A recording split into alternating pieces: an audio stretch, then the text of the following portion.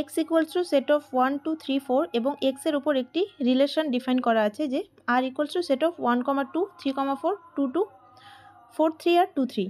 এবার বলেছে এক্সের ওপর আর সম্বন্ধটি সসম কিনা।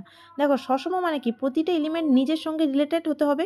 তাহলে সসম মানে তোমাকে এখানটায় দেখতে হবে যে 1 1 2 2 3 3 এবং 4 4 আছে কিনা।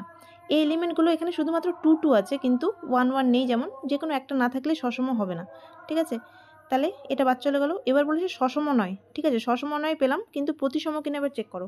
প্রতিসম মানে ধরে নাও 1 2 আছে, তাহলে 2 1 থাকতে হবে। ঠিক আছে, এ বি থাকলে বি এ এটাকে থাকতে হবে। তাহলে এখানে দেখো 1 2 আছে, কিন্তু এর মধ্যে 2 1 নেই, তাহলে প্রতিসমও হবে না। তাহলে এটাও বাদ চলে গেল, সসম নয় কিন্তু প্রতিসম হবে না। আচ্ছা, এখান থেকে পেলাম আমার প্রতিসম নয়। ঠিক আছে, এটা ঠিক আছে। এবার সংক্রমণটা চেক করে নিই। সংক্রমণ মানে কি, এ কমা বি যদি আর এ থাকে, বি কমা সি আর এ যদি থাকে, তাহলে এটা ইমপ্লাই করবে যে এ কমা সি আর এ আছে।